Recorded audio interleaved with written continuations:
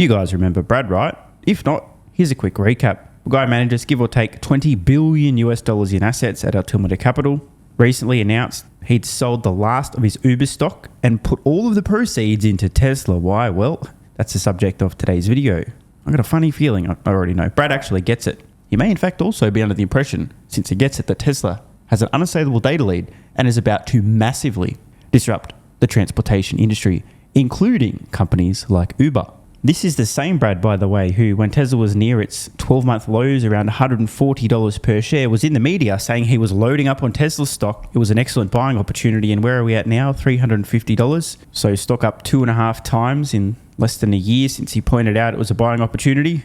I tended to agree at the time. I was also buying hand over fist. So now that that important background is out of the way, let's see what he's got to say specifically about, first, national regulation for the rollout of autonomous vehicles under a Trump administration, and then Tesla FSD.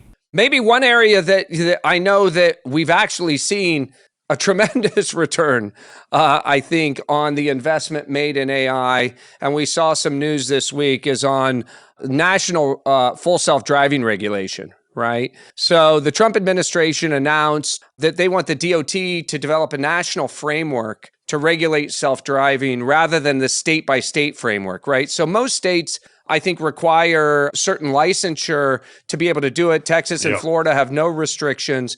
But at least the indications out of the administration were that they wanted a national policy, which makes sense to me. I think that's very beneficial to Tesla and to Waymo and to anybody else who's in the full self-driving game. You get to deal with one regulatory authority rather than trying to, deal with the complex nature of 50 of these folks. That happened at about the same time. Our team's doing a tremendous amount of work around FSD 13, which we expect to roll out in the next few weeks, okay? So you and I did the pod earlier in the year, Bill, on FSD 12.3 as a big breakthrough, as the first imitation learning model, really moving away from these deterministic models where we saw a step function in terms of capability. Elon had said they were going from making 10% improvements a year to 10x improvements in a much shorter period of time. Just to catch everybody up, in case you're unaware, this is what he's referring to here. The first demonstration, this was the end-to-end FSD trained purely on video, removing the 300,000-ish lines of code, an absolute mess, but hey, it worked. And I featured this from Brad at the time. I was stunned that somebody actually got it. Most folks they're like, well, whatever, cool, the version number change, who cares, bro? This was a complete rewrite, and importantly, an earth-shattering, groundbreaking, phenomenal moment. Prior to now, there were a lot of unknown unknowns. Tesla kept running into roadblocks, having to make adjustments. The fact that Musk was able to demonstrate this driving around in Palo Alto, software that was comparably capable, that had learned to drive that well simply by being fed videos of human drivers, not being taught what a stop sign was, a traffic light, lane markings, no road rules, nothing, was an incredible moment. And as I said at the time, at that point, the path to full autonomy was clearly lit. Prior to then, I assumed Tesla would always get there, but there was still a lot of unknown unknowns. No longer the case. Just need high quality data in and increasing capabilities out. I have to give a lot of credit to Brad because at the time he understood how groundbreaking this shift was. He actually got it, making him one of the very few people, especially managing money, that did. So we know about FSD 13. It's the first model they've trained on the Austin supercluster, right? Parameter size is about 5 times bigger. And what I hear is that Elon's priorities around it are safety, safety, safety, safety, right? Now, I can't confirm, I don't know, but based on Tesla's mission statement and their track record, obviously this is the most important thing. No shit, Sherlock. They make the safest vehicles ever, not because they need to, but because they want to. It's their number one design priority. And obviously, safety being number one applies to all of the products they make, including FSD, which ultimately will save countless lives, avoid injuries, and many permanent disabilities because less collisions will occur. The amount of good successfully solving autonomy and deploying it widely will have over a span of many decades is unfathomable. Just for the record, over 1 million people on average die every single year. There's probably at least 10 times that many people who have injuries and permanent disabilities due to almost entirely human error-caused accidents in vehicles. He wants different driver to be able to understand different driver modalities in different situations, right? So that you can, the metric which they use is MPCI, miles per critical disengagement, okay? Yep. And my partner Frida did, tweeted a couple weeks ago that at the start of this year, we saw 12.1 come out. By the middle of this year, when they released 12.5, it showed 100x improvement in miles per critical disengagement. And then with the launch of FSD 13 in the next couple of weeks, we expect another 10x improvement in terms of that MPCI. But here was the crazy stat for me. So you're already at 1,000x better than we were at the start of this year. Oh, is that all? Obviously, that means that Tesla's never going to solve autonomy, right? It's not like 1,000 times improvement in less than a year hints at increasingly capable software. I'm obviously trolling, but I do want to underscore this point. I'm going to rewind a sec. It's important to understand rate of improvement here. This is stunning. This is exponential. And if you have a brain and use it, obviously, should a comparable rate of improvement between safety critical interventions per mile occur, the software is on the cusp of exceeding the average human driver. And it's not going to stop there. And spoiler alert, there are no other companies attempting to solve autonomy or with their piddly little, quote, Robotaxi services in a few tiny pockets of the world that have software that's improving even close to this rate. Now, obviously, Tesla FSD with the rewrite was a little bit behind to begin with. But the point remains, this is an exponential improvement in capability. It will continue into the future. Think about the implications. Obviously, Brad did, hence dumping his Uber stock and loading up on Tesla. In terms of miles per critical engagement. Now, if you do some back of the envelope, which she did in her tweet and Elon retweeted it, at launch in Q4 of this year, it looks like version 13 will be somewhere around 25,000 miles per critical disengagement. And we estimate that Waymo's right around that same level, maybe 20,000 miles. So they already caught up, we think, with Waymo. And at the current rate of improvement, right, in Q1 of next year, they could be at 100,000 miles per critical disengagement. By the middle of next year, 500,000 miles per critical disengagement. Now, just to put this in perspective, there's a human accident every 500,000 miles. Yeah. Right? That's self-reported, right? With human drivers. So if 2024 was the Chat GPT moment for full self-driving, Bill, where we started seeing Waymos on every street corner in San Francisco, where you and I had our, and Michael Dell tweeted about it, our Tesla FSD 12.3 moment. Then if this was the Chat GPT year, I think next year really is the year of achievement of a safety standard that allows Robotaxi to go into action, probably in Q2. They'll pick a couple cities. And that doesn't mean that you can pull the steering wheel out of every Tesla because, Elon has said we're not there yet from a safety perspective. But the way they'll do it for a Robotaxi is you can put the car on Robotaxi mode. So think about it this way. If I'm driving down Sand Hill Road out here, I have an expectation. I'm sitting behind the wheel. I have an expectation as to how fast I'm going to go. And if the Tesla's not going that fast, I'm going to disengage and drive the car, right? So, because I'm sitting behind the wheel. Now imagine I'm in a Robotaxi. I'm sitting in the back. I'm leaning back. I'm on my phone. I'm watching something. I will tolerate, just like I tolerate in a Waymo, a different speed of driving, right? A different safety standard, if you will. So I think that's how they get safe enough in a couple markets to be able to drive Robotaxi, is to just put it in a safer driving mode. And I've watched these cars do it. They modulate modes depending upon the type of streets that they're on already. So he's basically referring to grandma mode here. Initially, Tesla likely to be extremely conservative, slower moving, less aggressive, just to massively reduce potential collisions. But as Brad points out, if you're no longer focused on actually driving the vehicle, your mind is freed up to doing other things. You'll tolerate this, right? If it's a little bit slower than you would be, but you can be catching up on Netflix, Tesla videos, shit posting on X, talking to your mum. She says hi, but I'm just kidding. Had to. Doing a work call, whatever it is, right? You'll tolerate this because now suddenly your attention can be used for anything other than driving the vehicle. And I do want to underscore, Brad here estimating that Tesla's FSD will be on par with, if not better than humans, in less than a year. The question is, what if he's right? So that for me was paying attention to that regulation combined with the improvements in FSD 13. I think that's going to be big news as we look forward at 2025. There's a couple things I would respond to that I think are going to have to play out. First of all, as of now, Tesla hasn't had cars driving around without drivers picking up people. And Waymo's got years under their belt doing that. And there's going to be some learnings that come from that. There just are. And so I think I read that they're going to maybe start doing that in the next few months or something like that. But in the states that are allowing Waymo, you have to apply, you have to get approval, so there's a step that they need to take. And I think there's some natural learning that comes from that. I mean, you can hear how they talk about SpaceX and there's a similar thing here, like until you get the cars out on the road.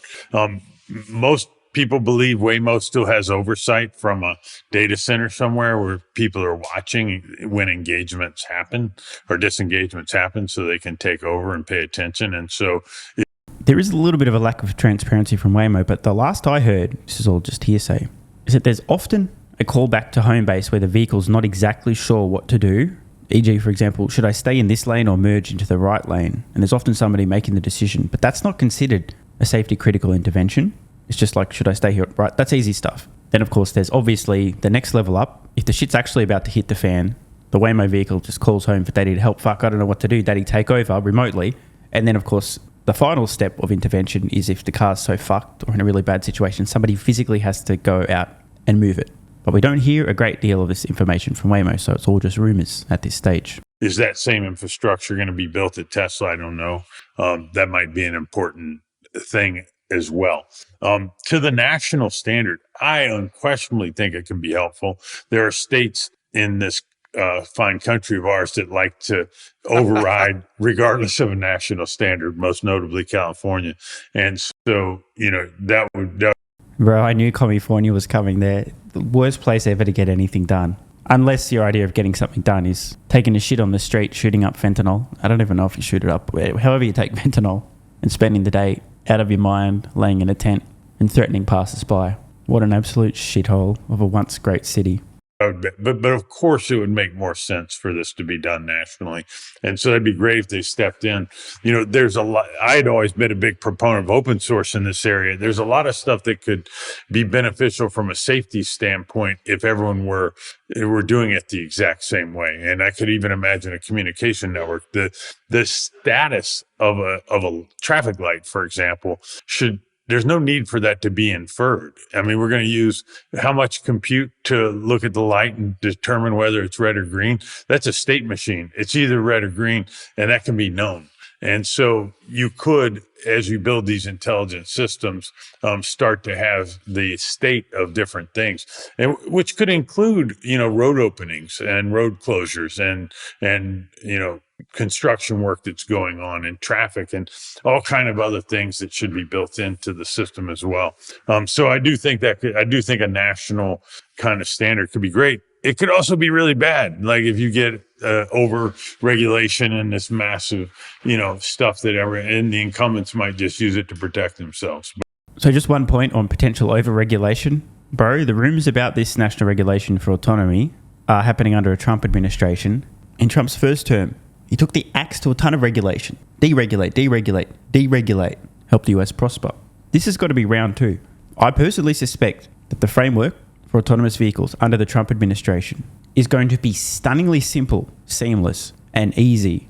Example, if you could prove with a fuck ton of data your vehicles are safe, you can operate them autonomously. G. That's all you need to do is prove to us with the data how safe they are. And once it hits a certain standard, approved. The end. Of course, I suspect companies like Cruiser Waymo are probably going to be suggesting extremely convoluted, slow, complicated, red tape encrusted roadblocks, no pun intended, to try and fuck Tesla a little bit because otherwise they're going to be disrupted.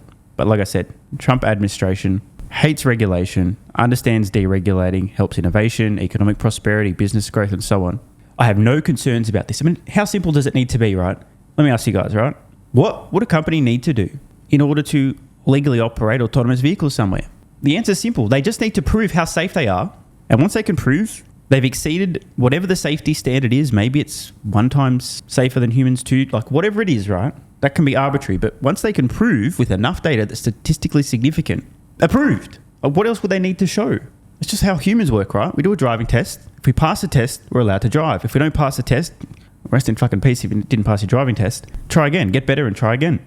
This is like the driving test, and the way that the test is passed is by dumping a mountain of data on the regulator's doorstep on their desk and go, here you go, proven. It's XYZ safer than a human driver. Thank you. The end. But my own belief is that it's, you've got Waymo, who's got the most cars running autonomously on the street right now. Tesla, who's got all the advantages you just talked about. You've got Uber, who's got this huge network of users. I'm less certain who the next player is after those three that's got a strong argument right now. That is in the U.S. Obviously, China has tons of autonomous driving, products on the street as we speak. Well, let's talk about that, because I think that's an interesting question, kind of a market structure question that I've been thinking a lot about lately, Bill, certainly on the public fund side of our business, right? Now I'm jumping the gun here. I've got a funny feeling we're about to hear something along the lines of, I'm not actually sure if it's going to be viable for companies like Uber with human drivers and or Waymo.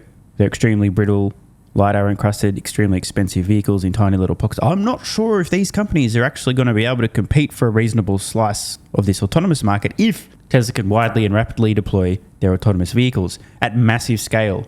In fact, they may go out of business. Now, I'm not sure exactly what's coming, but that's my strong hunch right now. Brad does seem to get it. And when Bill was talking about these different companies and who's the next after these three, like, bro, there is only one. Uber ain't making it. Lyft ain't making it. Waymo ain't making it. Cruise ain't making it.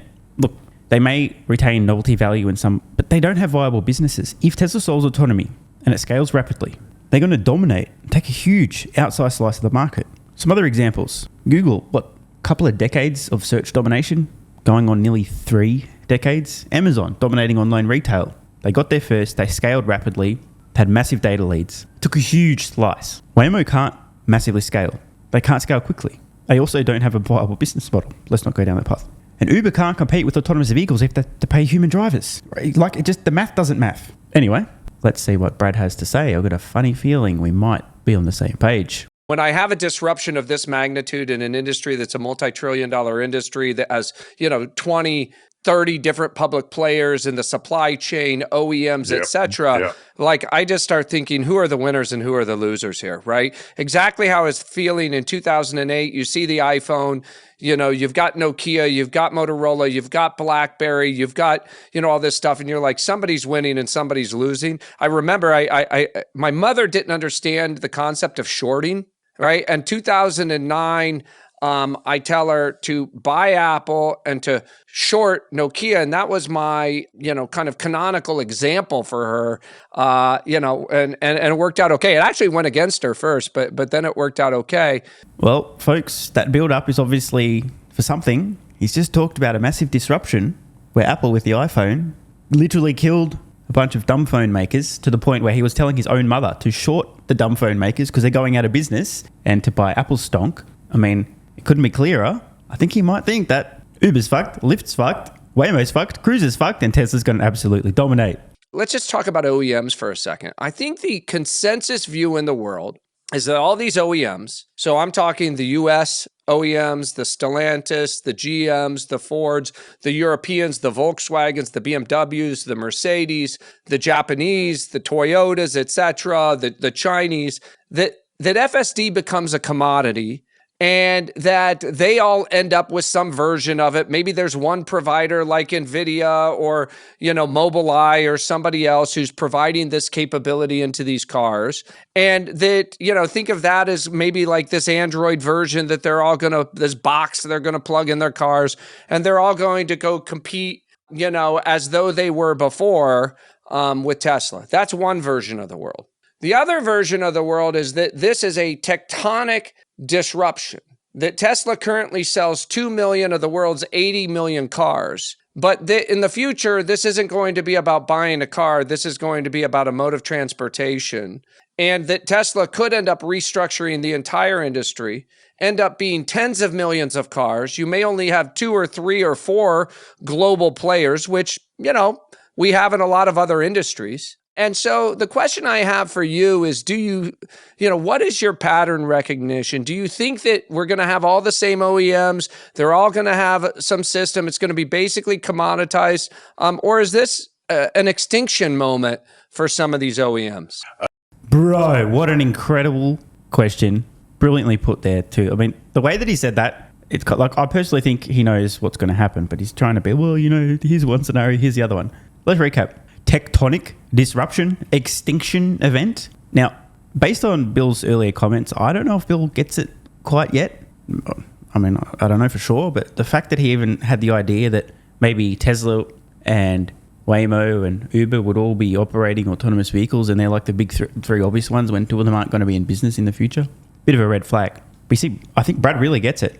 He's probably not going to go on the record and straight up say it, but I will. Legacy automotive companies are they're going out of business. I've been saying this for the last 5 years. By the end of the decade, most of them will no longer be solvent. Inevitable things are inevitable. And Tesla will take an outsized slice of the autonomous market. They have an unassailable data lead. This is also obvious. And amazingly, even some fairly smart people are still not getting this. Such a hard question. I mean, there's so many different ways this could play out. One of the things that I question in my mind is who's going to own these vehicles. And so, on one hand, you have the Waymo situation where they own all the cars, but they also know what that means from a CapEx standpoint. And if you look at the subtleties of the kind of the statements they've made in conjunction with Uber, they're at least going to experiment with some models where maybe they don't have to pay for all the cars, or licensing their technology to the other OEMs that we talked about.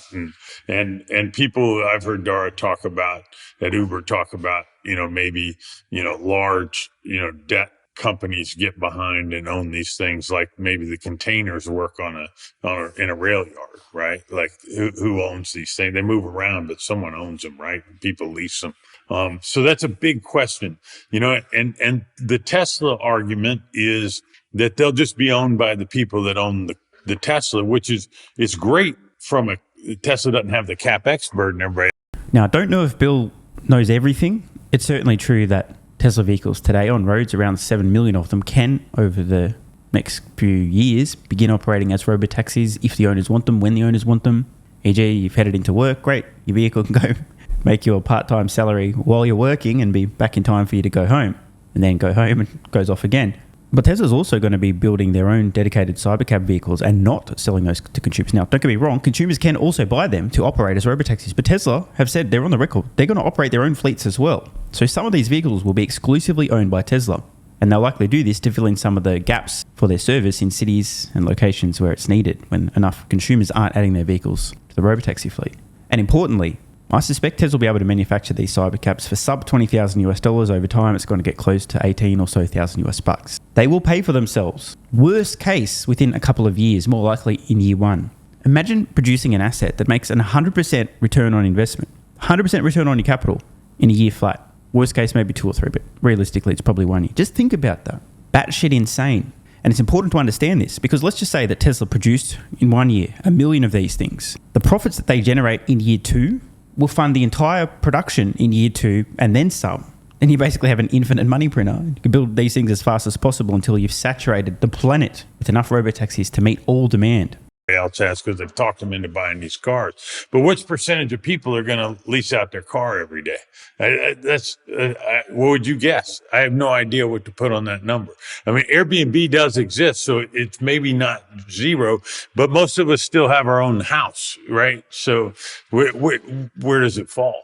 I think, my own hunch on that is that it's going to be a higher percentage, particularly as the price points on the cars fall.